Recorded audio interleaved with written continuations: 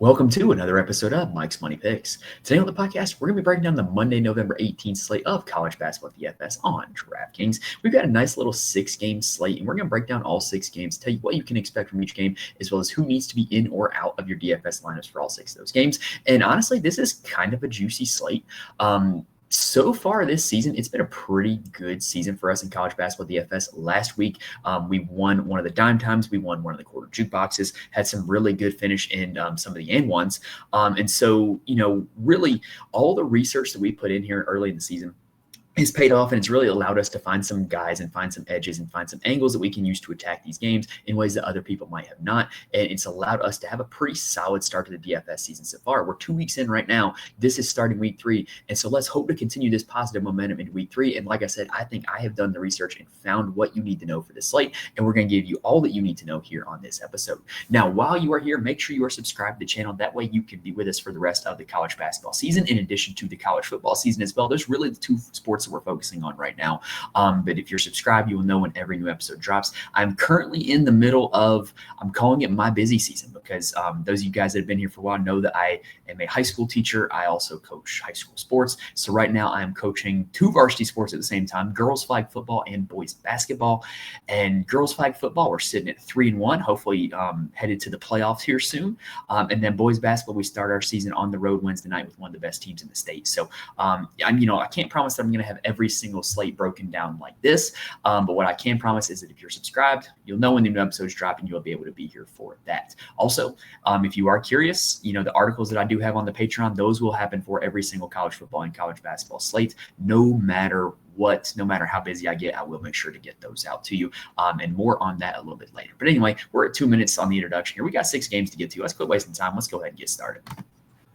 All right, so let's kick things off by starting with the ugliest game environment on the slate, which is kind of surprising to me. We've got North Texas heading to Louisiana to take on McNeese State. KenPom has this game as being North Texas winning 67-66. That is game total of 133 points, which is the lowest on the slate. And really the main reason why is because North Texas, this is how they like to play basketball. They like to play rock fights instead of college basketball. They currently rank 360th in the nation in tempo, 44th in the nation in defensive efficiency. So they're going to slow you down. They're going to play good defense. They're going to make you use all the shot clock, which tends to turn into lower scoring games, which tends to, not be good for us in DFS because we want more points for more DraftKings points. On the McNeese State side, they were really running gun last year, but this year they ranked 242nd in tempo so far. So no wonder KenPom has this as a super low game total. And really, this is not a game that I'm super intrigued to target for DFS purposes, but there are a few guys and a few angles that we can play in this game that I think we can take advantage of. So on the North Texas side, Jasper Floyd is a guy that plays a ton of minutes for them, and he plays with a 24% usage rate. Side note, I think it's utterly embarrassing for DraftKings that we're 2 weeks into the season and they still can't update their player box scores, game log scoring. Like, come on, y'all, let's get together. We've had the season going for 2 weeks now, and we're still looking at last year's totals. So Floyd is like one of their best players. But like I said, that doesn't really mean a whole lot on a team that's going to be playing with a super low tempo. But, he's going to be out there on the floor. He's going to be a pretty high usage player. I think there's worse plays out there than Floyd. A guy that I like on the North Texas side, though, is going to be Jonathan Massey. He actually comes off the bench, but he leads the team in usage rate off the bench, around 28%, and he has a shot rate of around 35%, which is a lot. In the Minnesota game, he actually led the team in shots, and he put up 6 points and 6 boards in that game, which is not anything to write home about, but he's only $4,800. And so in a game where maybe there's a little more scoring, maybe a little more pace than that game against Minnesota, he could absolutely hit value if he's going to continue to lead the team in shots. In that game against Minnesota, Rondell Walker actually led the team in scoring. He had 14 and 4 in that game. He's not a bad option, in my opinion, at $5,300 either. What's interesting with North Texas, though, they do play Matty Sissoko, Grant Newell, and Brendan Lorient as their bigs. I think that that's a pretty interesting angle to target. McNeese State is just an utterly poor rebounding team so far. Oscar Clough of South Dakota State easily had a double-double against them. McNeese ranks outside the top 250 in rebound percentage on both sides of the ball. So if you want to target guys who get rebounds for North Texas, I think that would be a very wise thing to do. And like I said, Sissoko, Newell, and Lorient are going to be the 3 guys that play at the forward spot. And then Jonathan Massey is also a pretty good rebounder from the guard spot as well. As you mentioned, he had 6 boards in that game against Minnesota. So I really think Massey is probably the primary guy I'm going to be targeting from this team. But I might get a little sprinkle of the bigs and a little sprinkle of Rondell Walker just in case they're able to hit as well. On the McNeese State side, they're really interesting. I just don't think DraftKings has them priced out correctly. Joe Charles is their primary big, but he does not see a lot of usage offensively, does not take a ton of shots. He's not really a big part of the offense. And as we mentioned, he's not a great rebounder either. So this is not really a guy that I'm super interested in. Allen Breed at $4,800, I am interested in. Yes, this is a terrible game environment. Yes, this is a good defensive team that they're going up against. But Allen Breed is this team's primary guard. He's a Providence transfer who did not play last season. He had a 35% usage rate in their most recent game against Alabama, and he put up 17 points, 5 boards, and 2 assists. That'll do at a salary of $4,800. So he's absolutely a guy that I'm going to be targeting. Sincere Parker is a transfer from, I believe, St. Louis. St. Louis. And he had a 35% usage rate in 22 minutes off the bench in that game against Alabama. He put up 19 points and 2 boards and led the team in shot attempts. He's a little bit more expensive than Breed. So, Parker is just a pure scorer, and in a game that's not going to feature a whole lot of scoring, in a game that's going to be probably more your fantasy totals based off of getting rebounds and assists, I would much prefer to target Breed than Parker, but I do want to mention that Parker is the guy that led them in shots last game. And then Brandon Murray is just a cheap starter for this team. He's a transfer from Georgetown and Ole Miss. I don't think he's a bad player. I think he kind of came in with more expectations than what he's been dealt with so far.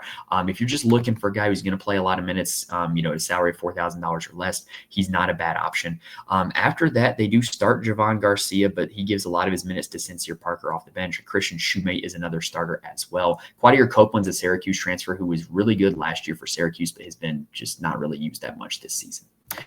Next up, game number 2, we've got IU Indy against Iowa State. Yes, they are IU Indy now, formerly known as IUPUI, which is the most confusing acronym in all of college sports. Indiana University, Purdue University, Indianapolis. Now they are just IU Indy, and DraftKings hasn't updated it. I do believe they are the Mastodons. No, Indiana, Purdue, Fort Wayne is the Mastodons. IU Indy is the Jaguars. I think I got that right.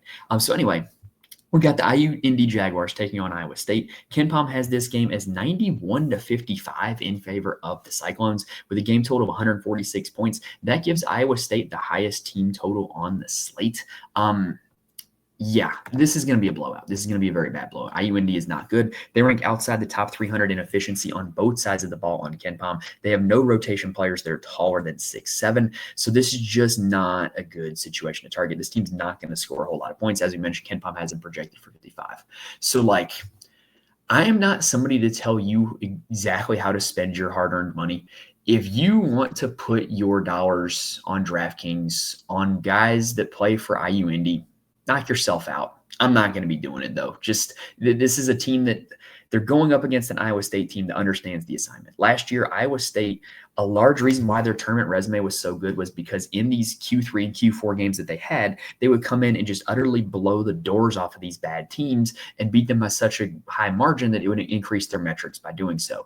So this Iowa State team understands the assignment. Iowa State is going to come in with the intention of inflicting a lot of pain on these IU Indy Jaguars. I just don't see them scoring a whole lot of points.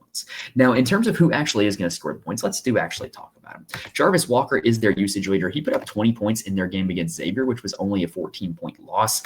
So, if you're thinking, hey, maybe they get to 55 points, maybe somebody gets to 15, 20, Jarvis Walker will be the most likely to do it.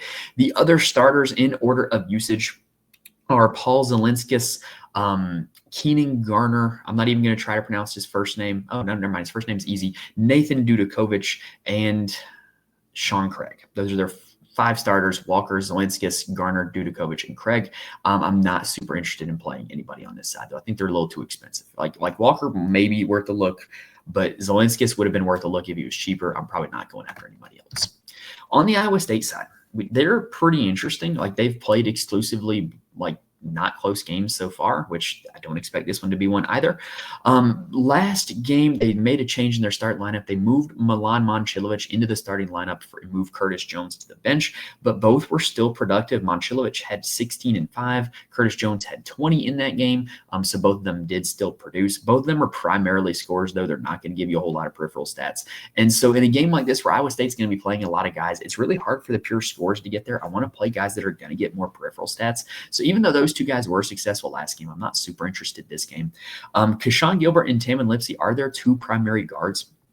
In their last game against UMKC, Gilbert much had the edge over Lipsy, and it was because of assists. Gilbert ended up with 10 assists. Lipsy did not have that many. And what you're going to see is in these blowout games, kind of one of those two guys will tend to have a bigger game than the other. There's no real rhyme or reason for it. I think you can just avoid it because I don't think that it's likely that they play enough minutes with a high enough usage rate to really just make a dent in their salaries because they're up there at $7,900 and $7,700. Joshua Jefferson is a St. Mary's transfer who starts at the 4 for this team. I'm not super interested in him either. The guy that I'm interested in is Deshaun Jackson. If you've been watching the show for a long time, I was really high on this guy when he was at Charlotte, my alma mater, and he was great there. He was a dominant big in the American Athletic at Charlotte. Well, now he is at Iowa State. He is still projecting to be a dominant big, in my opinion. He can actually put up a lot of fantasy points and not a lot of minutes as well. In the game against UMKC, he had 13, 6, 1 assist, and 1 block in 19 minutes. Would that absolutely pay for his DraftKings salary? In only 19 minutes of action. So if he does see a little bit more, or if he's a little more dominant in this game, like I said, IU Indy doesn't have anybody in the rotation over 6'7". They have nobody to match up with him. Then he could absolutely smash at a salary of $5,500.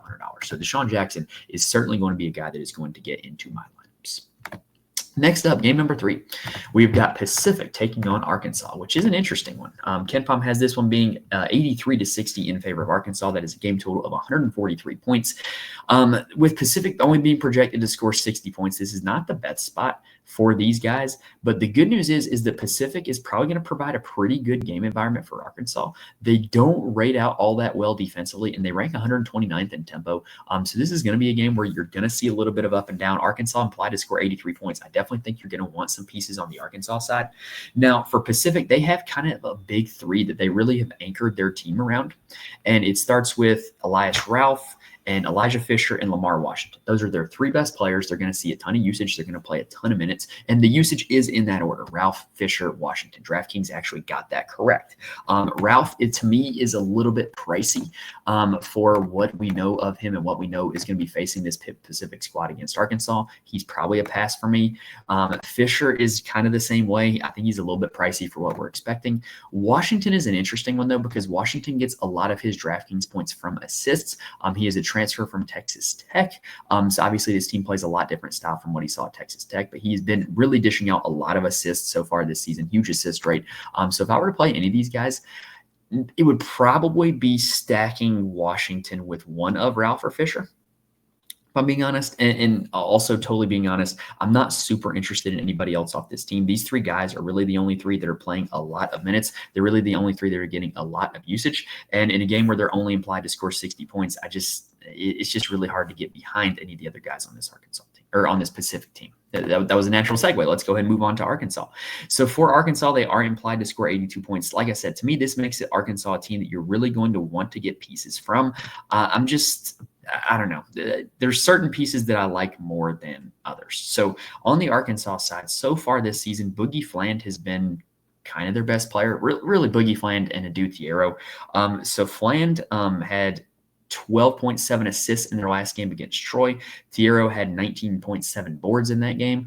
I think that's relevant to look at because that Troy game was a win by about 20 points, which is about what you're going to see here in this one. They didn't play the entire game, but they didn't really need to, because they are pretty dominant players. So they're going to be able to put up points in not a whole lot of minutes. I don't think they're the best options on the slate, but I do think that Thiero is certainly going to get a lot of looks in my lineups. John L. Davis is a transfer from FAU. He's been disappointing so far this year. He is not leading this team in usage like I would have expected. He's not being a ball dominant guard. He's really taken a backseat to Fland and Thiero. And so I'm just not interested in him at $7,400. I definitely would like to see it before I end up playing him in my lineups.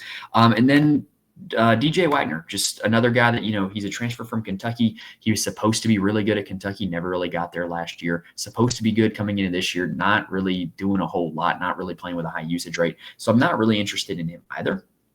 Aside from Thiero, I've already mentioned that I like him a lot. I really do like Big Z, Zvonimir Ivicic, however you pronounce it. I just call him Big Z. I'm really interested in him.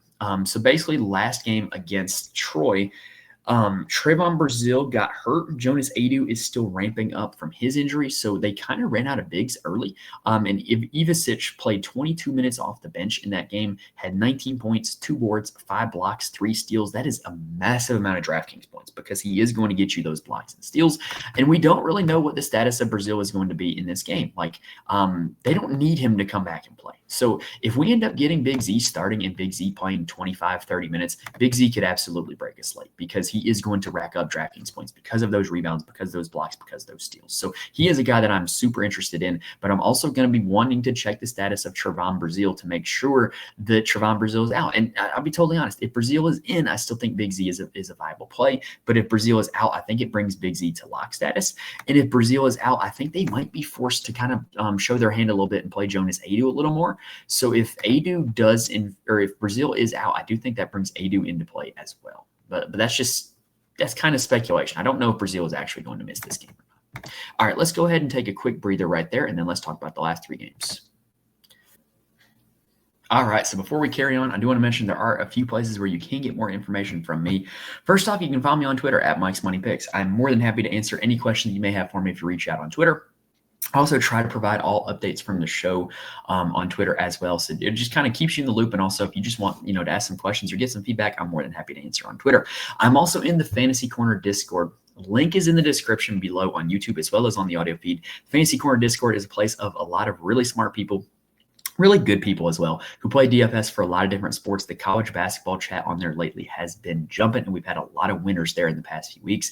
So if you're just looking for people to talk DFS with, bounce ideas off each other, that it is the absolute best place to go, and it's entirely free. There have been even some times where, like on some of these slates where I don't have time to put in all the research and get a show out, there have been some of the guys in there that have put me on to plays that I might not have found otherwise. And so it's just a great place to go if you're looking to get more informed, looking for people to talk about DFS with. And then lastly, if you want to know who actually makes all of my lineups after, these episodes, head on over to the Patreon, patreon.com/Mike's Money Picks. I post a lineup for every single college basketball DFS slate, where I post my core plays as well as why they're my core plays. So you not only get, some of the actual picks themselves, but, why they are my picks. And, it's coming from a place where somebody who knows their X's and O's with college basketball, somebody who knows the game theory of DFS. So it can kind of help you get your game a little bit better. I can't sit here and say that like it's one of those things where you just play my guys and just instantly print money and win. Like, it's not that easy, but I do think I can use it to help make your college basketball game a little bit better by getting the information from somebody who is well researched. All right, so let's go ahead and continue on with game number 4, which is North Alabama taking on Auburn. I got to be honest, I don't necessarily know geographically where North Alabama is or if it's any close to Auburn, but shouldn't be that long of a road trip, I guess. So Auburn is favored to win this game 89-64 in favor of our. According to KenPom, 89-64 in favor of Auburn. I kind of said that sentence backwards from how I was planning. It's late at night. Y'all just bear with me. So Auburn projected to score 89 points. That is the second highest on the slate behind only Iowa State. Auburn is currently number 1 in KenPom. So this is absolutely projected to be a throttling. Like, this is just going to not be a close game. Now, for North Alabama, they do have a guy that's intriguing, and that is Jakari Lane. He is their best player. He is their usage leader. He is their returning best player as well. So far this season, he's sitting at a 34% shot rate and a 32% assist rate, which is kind of insane. Like that's really, really high if that were to continue over the course of a full season. So he's a guy that is just getting the ball in his hands a ton. He's getting to shoot it a lot. If this game is going to stay any modicum of close, Lane is going to have to play well, and he's going to have to be putting up a lot of stats. So that's kind of your angle. Like, if you're going to say like, hey, I'm going to play the studs from Auburn because I hope that they're going to play a lot of minutes because this game stays close, then play somebody like Jakari Lane from North Alabama on the other side. So that way you have the impetus to keep it close, because if it is close, he's probably going to be having a good game. Now, we do have an injury to worry about, and that is Dallas Howell. He did miss their last game. Not a whole lot of information out there about this. Some of these mid-major and small major college basketball teams, it's really hard to find injury info for. He missed their last game. I would not count on him playing this one, but like, he could. I don't know. There's no information on it. If you want to risk it, go for it. Or if you have some inside information on the North Alabama program, go for it. But I don't anticipate him to play this one. Daniel Ortiz got the start in place of Howell, but he did not play a lot in that game. What ended up happening is they did end up having two bench players play a ton. The first of which was Kanan Jefferson. I got to find him here in the DraftKings player pool. Right here at $4,500. He played 34 minutes in that game. And then Dante Bacchus at $4,900 played a ton in that game as well. He played 30 minutes. He actually played really well in their most recent game. And that game was an overtime game, by the way. In that overtime game, Cornelius Williams, with Dallas Howell out, actually had a huge performance. He had 17.16 boards in that game. He was utterly dominant. So with Howell out, you kind of have some upped usage in minutes for some of these other guys. And really, Howell being out really shortened their rotation as well. They really only played 7 guys in that most recent game against Samford. So I kind of like some of their guys more if Howell is in fact out. Because really, even if you're saying like, oh, well, they're going to get blown out, they're going to play the bench guys. Well, there's not that many bench guys. So I definitely think there's an angle to playing some of these guys, unlike some of these other teams here in this slate that are going to get blown out. After that, Will Susie plays a ton of minutes, but at a low usage rate. And Tay Fields is the other starter, kind of erratic player so far this season. Don't really know what to make of him. But, what you're seeing here with this North Alabama team is you've got the usage monster Jakari Lane. And then if Howell is out, you're going to see probably a ton of minutes and a ton of stats from Cornelius Williams and Dante Bacchus. Kanan Jefferson, Tay Fields, and Will Susie are going to be the other guys that are going to play. And Daniel Ortiz is probably going to play just a little bit. So anyway, there's the North Alabama team. There you have it. On the Auburn side, they're going to play a lot of guys because that's just what Bruce Pearl does. Now, what is happening is that we currently have the two playing guys, Jaheim Hudson and Ja'Kai Howard.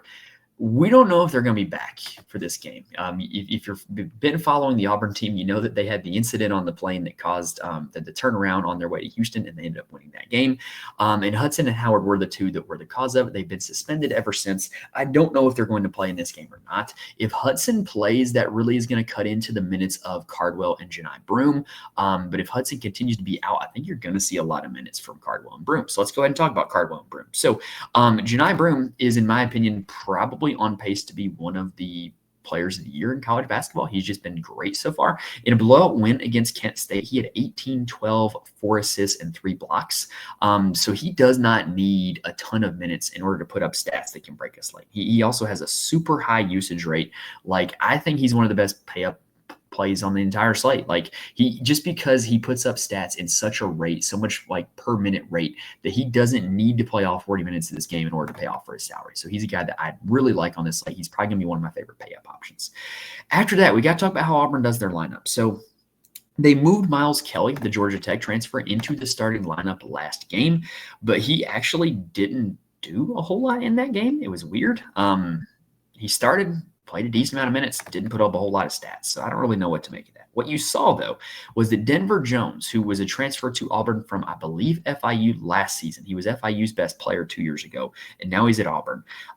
He saw a lot of usage in that game against Kent State. He had 12 points, 3 boards, 2 assists, a block, and a steal. That's a lot of DraftKings points. So if they're going to continue with this lineup with Miles Kelly, I would assume that Denver Jones is going to have a pretty high usage rate, and he's going to be a guy who's going to be in my lineups. The other starters are Chad Baker-Mazara and Dylan Cardwell. Cardwell is their primary center. Like I said, Hudson being out is only going to increase the amount of minutes that Cardwell has to play. I think he's intriguing for that reason. And then Baker-Mazara is a guy that we've seen the last 2 years at Auburn. Super erratic. He can pop off at any time. You never really know when. But this Auburn team is going to play a ton of guys. And so they're just some of the guys they're going to play. Chaney Johnson, JP Pegues, and Tahai Pettiford are all going to play solid minutes off the bench. Pettiford is intriguing. He had the huge game against Houston. He's a guard that can really get hot. And I think he's probably going to be their best scoring guard by season's end. So I think he's gotten a little bit of interest from me at 5,400. He's a guy that I think if this game is a blowout, they would want to get a lot of minutes because, he could just use the experience. So really, I think for this Auburn team, I really want to get an updates on Hudson and Howard, but I'm certainly going to be playing Broome a lot. I'm certainly going to be playing Denver Jones. I'm certainly going to be playing Tahai Pettiford. Next up, let's go and talk about Northern Colorado taking on Washington State. Now, believe it or not, this is the game of the slate, in my opinion. This is the game that I'm probably going to be playing the most guys from on average in my lineups. Ken Pom has this game as a Washington State victory, 82-74. That is a game total of 156 points, which is the highest game total on the entire slate. These two teams like to get up and down. They're not great defensively either. And there's really, the way DraftKings has done pricing, there's some guys in this slate that are or in this game that are really solid plays. So let's talk about the Northern Colorado side. So on the Northern Colorado side, Isaiah Hawthorne and Langston Reynolds are their two guys. They're their two best players. They both have over a 27% usage rate. They both play a lot of minutes. They're priced at $4,300 and $4,500 respectively on DraftKings. This is a misprice. These two guys should certainly be up in the sixes, in my opinion. Now, when this happens, I do think that, this is probably the cause of DraftKings not having the box scores and game logs updated, because if they did, they would not have these guys here. But B, these guys, for anybody who does their research on this slate, which if you're playing to win DFS, the people who you're competing against to min cash are not doing this amount of research. The people you're competing against to win the actual tournaments are the people doing this research. People doing this research are going to be playing Reynolds and Hawthorne in this spot at $4,500 to $4,300 because they can look at the numbers and see, oh yeah, these guys are their two best players. They're projected to score 74 points. Boom, plug them in. And so they're going to have high ownership.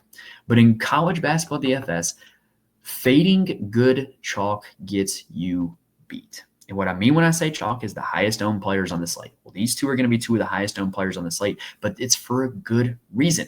All the stats back them up being really good plays. They're in a great game environment. Their team's projected to score 74 points. They have a usage rate over 27%. Their cost is $4,500 and $4,300. Why not play them? Right? If the only reason that you're fearful of playing them is ownership, I would rather take my chances with them in my lineup than take my chances with them out of my lineup, because you look at the rest of this slate as a whole, and the odds that they put up a 5x or a 6x score to me is a lot more likely than the chances of them putting up like 9 DraftKings points. And really, if they do put up 9, that they're giving you 2x value, they're only 9 points behind pace because they are so cheap that they're just worth playing. And so they're going to be two guys that I'm going to be getting in a lot of my lineups. Now, another thing I do want to talk about is that there's other guys on this team that you can play. And the first one is Jerron Riley. So Jerron Riley plays all of the minutes for this team, has a 20% rebounding rate, 26% assist rate. He's very much this team's third best player, and he's at $6,000. Granted, he is more expensive than Reynolds and Hawthorne, but if you're looking to set up a game stack, because of his high rebounding rate and high assist rate, he is a natural candidate to do so because he's going to put up a lot of peripherals. Higher tempo games lead to more peripheral stats, so I do think that Riley is in a really good spot in this one. Brock Wisney and Zach Block are their other two starters. So if you're looking to play the leverage game and you're like, hey, I know everybody's going to be playing Reynolds and Hawthorne, I'm going to play some of these other guys, Wisney and Block will be the two guys you want to get in your lineups. Now, on the Washington State side, they also have some pricing errors, and that's okay. Nate Calmese is their usage leader. He's at $7,100. He's coming off a game where he dropped 27 points against Iowa. The only downside is he doesn't do a whole lot else other than score. That was the case for him last year as well. He just doesn't do a whole lot outside of score. So really, the only good thing for him is the fact that Washington State is projected to score 82 points. So it is not out of the realm of possibility that he could very much end up putting up another 27-point performance. After him, Dane Erikstrup is their second best player. He is a 7-footer. I'm sorry. Instead of saying second best player, say he's second in usage. He's second in usage. He's a true 7-footer. He's not going to play all 40 minutes. That's generally not what 7-footers do. But he's going to have a size advantage in this game. And that to me is big. I'd rather play a guy like that over, some of the other options at $5,300. I think he's a great option.